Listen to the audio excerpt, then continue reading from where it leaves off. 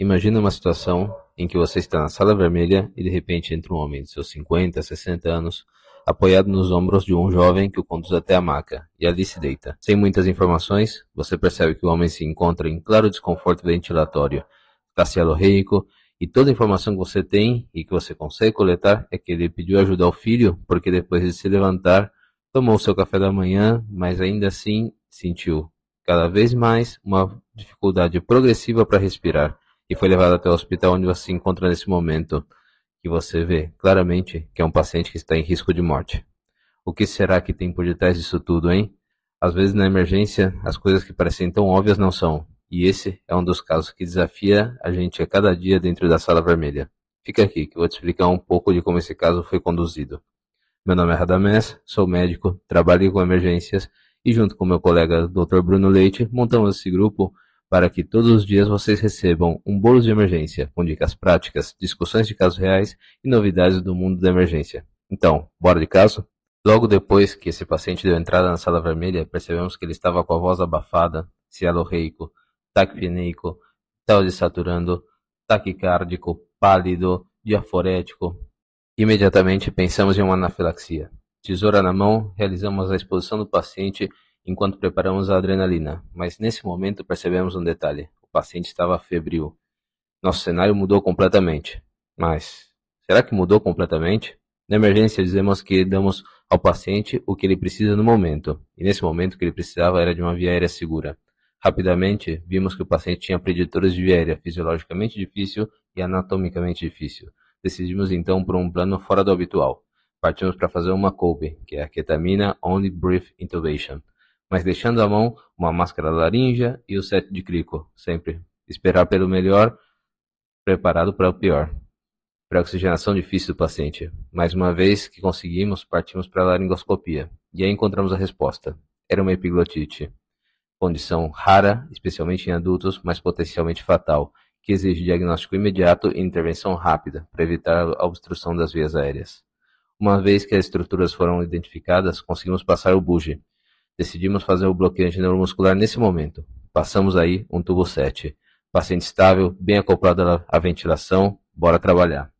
No ambiente caótico do pronto-socorro, identificar essa doença entre tantas outras possibilidades é um desafio, que testa a expertise da equipe médica. Então vamos começar falando a respeito da definição da epiglotite, que é uma condição médica grave que é caracterizada pela inflamação aguda tanto da epiglote em si, como também das estruturas que são adjacentes. Pode levar a uma obstrução muito rápida das vias aéreas e, consequentemente, também uma complicação das vias aéreas que pode ser fatal. Quando inflamada, gera um edema muito importante, não só na epiglote em si, mas sim nas estruturas próximas à epiglote, como, por exemplo, assim como as aritenoides e o nó interaritenoide.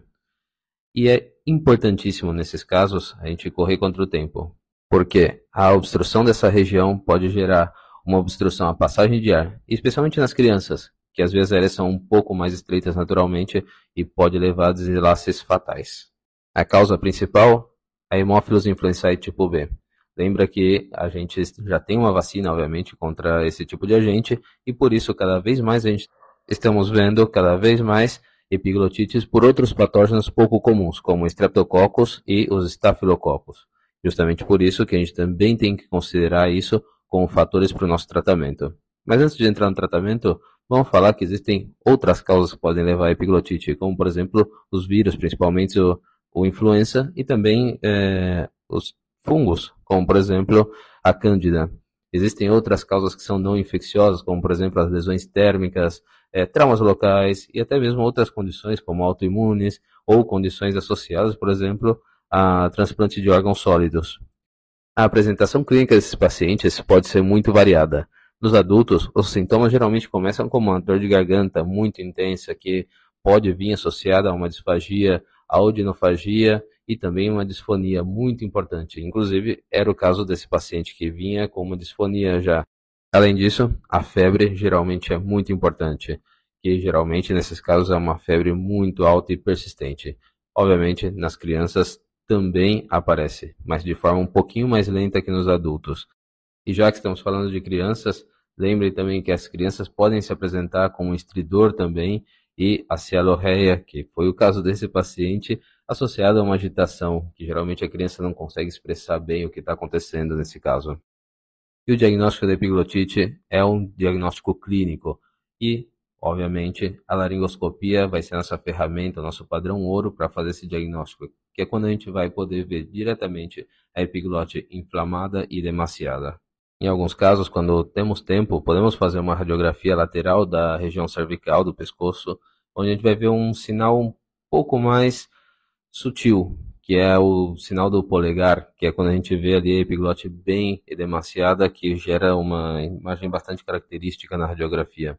Além disso, exames laboratoriais são muito importantes. O hemograma, as hemoculturas, culturas de secreções podem ajudar a gente a identificar o agente patógeno, mas obviamente de entrada não é o que vai mudar o desfecho do paciente.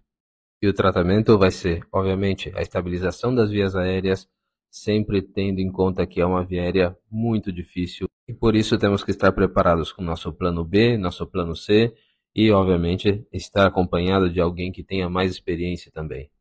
Além disso, a antibiótico terapia é muito importante. Lembrando sempre que a gente tem que tentar cobrir principalmente o hemófilos, mas não podemos esquecer dos outros agentes patógenos. Então, ceftriaxona pode vir acompanhada também de vancomicina nesse caso, para poder fazer uma cobertura completa dos possíveis agentes.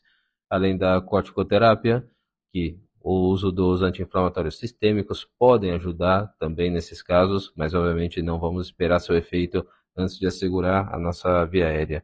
E o suporte clínico, como hidratação, controle da febre e a monitorização contínua são essenciais nesses casos.